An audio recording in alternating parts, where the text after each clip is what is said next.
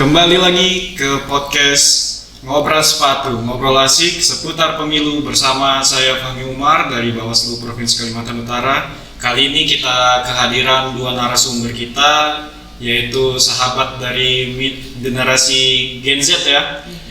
Coba silakan Mbak diperkenalkan, Mas juga diperkenalkan diri dari Mas dulu. Saya Febri dari SMA Negeri 1 Tanjung Selor dan bersama teman saya Firda Rahmawati dari SMA Negeri 1 Tanjung Selor juga. Ya. Ngomong-ngomong kalian nih kelas berapa ya? kelas 12. Kelas 12. Ya, kelas 3 SMA. Kelas 3 SMA. IPA IPS? Kalau saya IPS. Kalau saya IPA. Oh gitu. Kalau masnya IPS pasti tahu banget lah ya tentang pemilu lah ya. Sejarah-sejarahnya gitu ya. Nah kan ngomong-ngomong nih, kan kita udah menjalankan pemilu tanggal 14 Februari kemarin. Nah, mas-mas sama mbaknya nih memilih nggak kemarin? Memilih Memilih ya, mbaknya juga. Iya. Nah, terus kalau menurut mas sama mbak ini, menurut sudut pandang kalian sebagai generasi Z, itu bagaimana sih pada pemilu kemarin kalian tuh memilih capres atau cawapres tuh berdasarkan apa gitu? Ya, silakan dari mas dulu. Kalau saya pribadi yang menjadi patokan saya itu ada dua untuk memilih capres. Yang pertama itu berdasarkan visi dan misinya. Bagaimana kita harus mengetahui visi dan misi serta program kerja yang akan dilaksanakan oleh pasangan capres tersebut. Kemudian yang kedua berdasarkan pengalaman dan rekam jejak dari masing-masing capres. Berdasarkan hasil yang sudah saya ikuti selama ini dari masing-masing capres, dari semuanya bagus, namun ada satu yang membuat kena di hati saya. Jadi untuk tolak ukur menurut saya pribadi ada dua. Kalau dari mbaknya? Kalau dari saya sendiri sih bersama kayak Febri, itu juga dilihat dari visi misinya. Yang pertama, apakah dia sesuai dengan apa yang saya harapkan untuk kedepannya Indonesia ini. Yang kedua juga ada program kerja. Di program kerja dari pasangan calon juga dilihat, terus juga dari rekam jejaknya, dan selanjutnya cara dia, kan ini mewakili Gen Z ya, jadi cara dia merangkul dengan cara modern, seperti misalnya dia lebih mengutamakan cara kampanye Gen Z seperti itu yang bisa diterima oleh kaum Gen Z. Jadi kampanyenya banyak di sosmed gitu ya? Ya. Jadi sering lihat kampanye capres-capres juga di TikTok gitu, Iya, di sering. Instagram. Jadi bisa menilai dari situ juga ya, rekam jejaknya juga ada di digital juga kan ya. Nah kalau pilihan kalian nih kira-kira menang nggak kemarin? Gimana ya? Alhamdulillah. Alhamdulillah. Iya, alhamdulillah. Oke, selanjutnya kalau dari segi pilihan calon legislatif nih untuk DPD, DPR RI, DPRD provinsi dan kabupaten kota kan, 5 surat suara kan kemarin. Nah kalau untuk calon legislatif sendiri kalian memilihnya berdasarkan apa nih? Dari Mas dulu coba. Kalau tadi saya mengatakan capres tadi dua, untuk caleg ini saya ada 3 patokan. Yang pertama tadi tentunya ada visi misi, kemudian program kerja, dan yang ketiga ini apa yang sudah dihasilkan selama mereka menjabat di periode sebelumnya. Apakah yang sudah dijalankan itu sesuai? Apabila sesuai, maka itulah yang membuat kami ingin melanjutkan dari program-programnya, sehingga program yang sudah terlaksana dan yang belum terlaksana bisa terus berkembang. Itu menurut saya pribadi. Oke, kalau dari Mbak ya? Karena saya ini awam ya untuk masalah seperti ini kan, jadi karena saya nggak pernah juga ikut kampanye dari caleg-caleg tersebut, jadi saya tuh biasanya ngelihat dari banner-banner kan, biasanya tuh di jalanan ada banyak banner. Nah di situ saya melihat biasanya ada yang memasukkan gagasan atau slogan mereka. Tapi karena sekarang ini kebanyakan orang lebih menampilkan mukanya kan untuk yang caleg-caleg ini, jadi saya tuh lebih ke saya cari dulu ke internet seperti visi misinya, karena juga saya nggak tahu apa yang mereka perbuat untuk provinsi ini kan, jadi saya juga lihat dari orang-orang sekitar saya tanyakan kayak ini yang bagus yang mana, yang ini misalnya gitu. Dan juga saya karena saya ini tanya-tanya lingkungan, banyak juga dari teman saya tuh yang nggak milih sayangnya untuk legislatif itu karena kurangnya kampanye untuk anak-anak, untuk remaja kayak kami gitu. Gitu. Jadi banner juga cukup berpengaruh ya. Iya. Makanya dari itu di banner tuh sebaiknya kedepannya harus ada visi dan misi yang tercantum bannernya. Nah itu masukan untuk calon legislatif tahun 2029. Ini masukan dari Gen Z nih. Di bannernya harus ada visi dan misi gitu ya. Nggak harus visi dan misi juga sih Kak, cuman kayak yang menggambarkan kalau mereka nih ingin provinsi Kalimantan Utara ini lebih maju.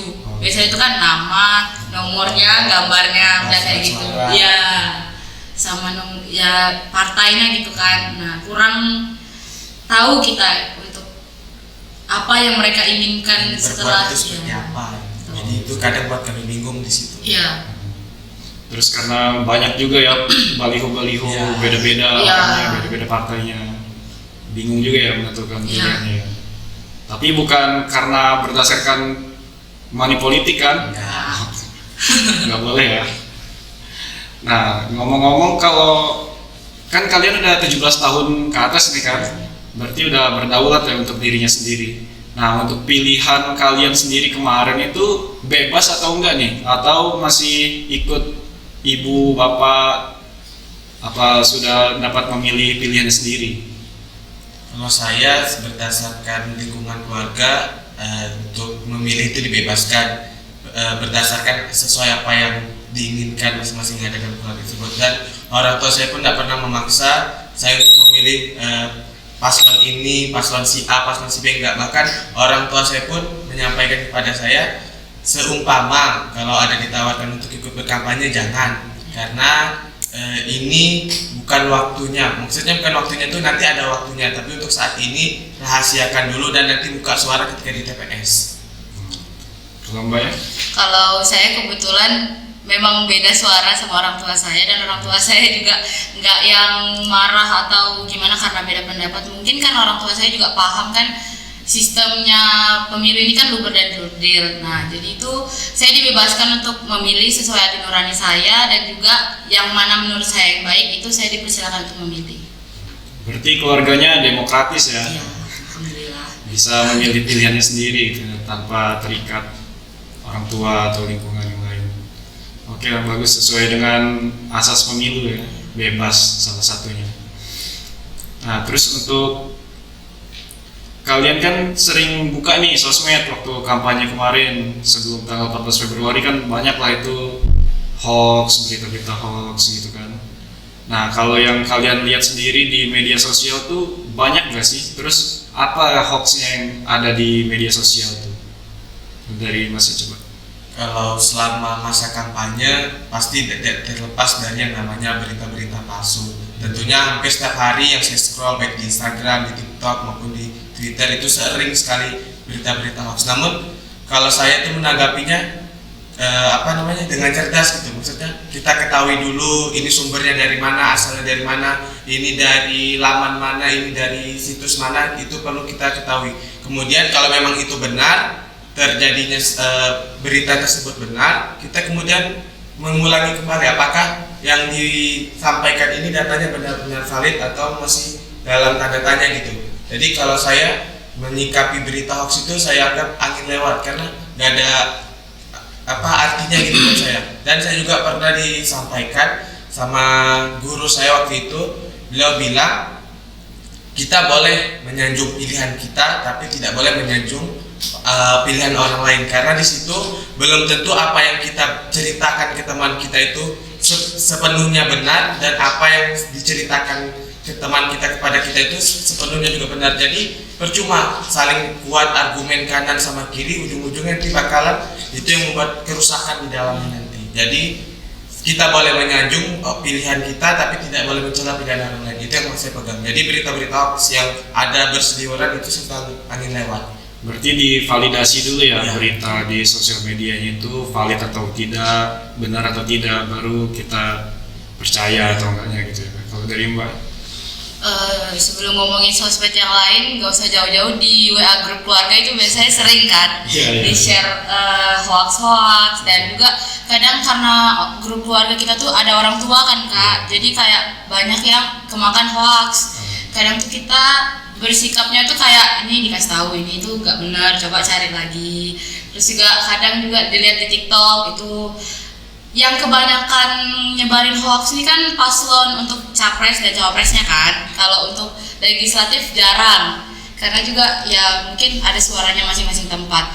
Kalau untuk hoax dari calon presiden dan wakil presiden ini dua-duanya tuh ada yang benar dan ada yang salah. Jadi tergantung kita lagi yang menjadi pemilih mereka mencari kebenaran dari apa yang kita pilih gitu.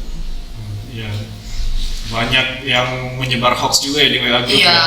Biasanya orang tua tuh sering Iya. kena ya. Sumber utamanya berasal dari WA group. Nah, kita sebagai anak agak-agak Iya. sungkan gitu kan Iya. untuk bilang ini salah, ini benar. Takutnya kita diomelin Iya, gitu.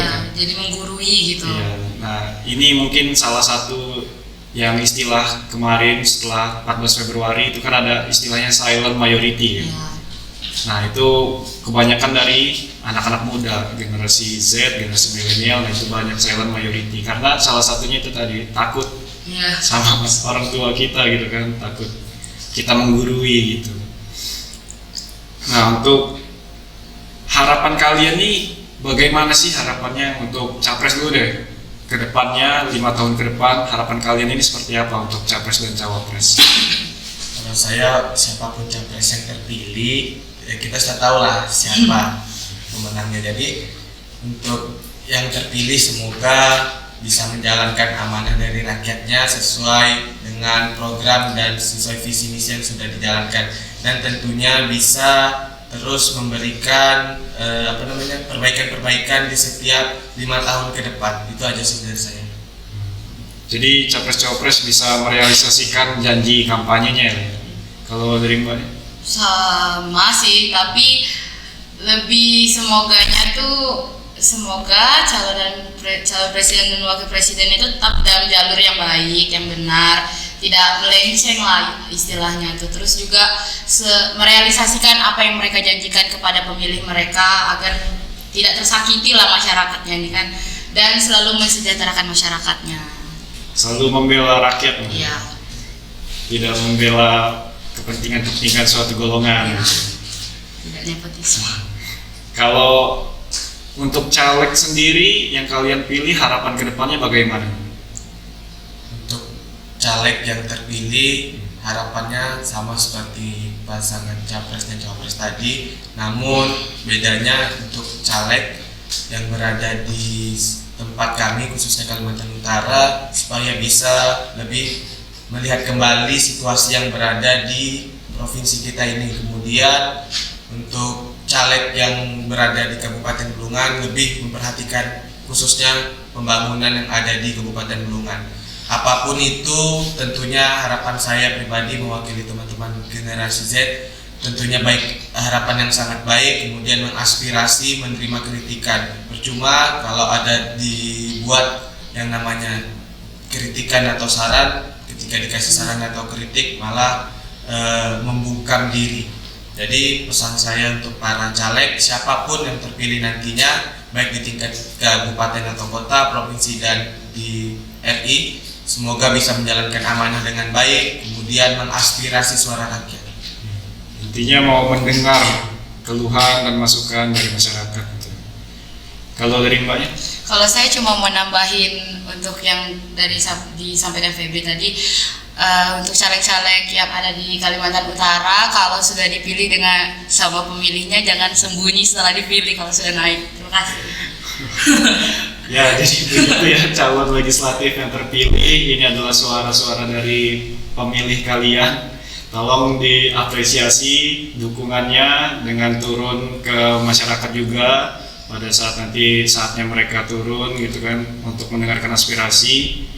Ya, semoga apa yang kita inginkan dan kita cita-citakan untuk kemajuan provinsi ini dan negara ini dapat tercapai dan terwujud. Amin. Amin. Oke, segitu saja episode kita pada hari ini.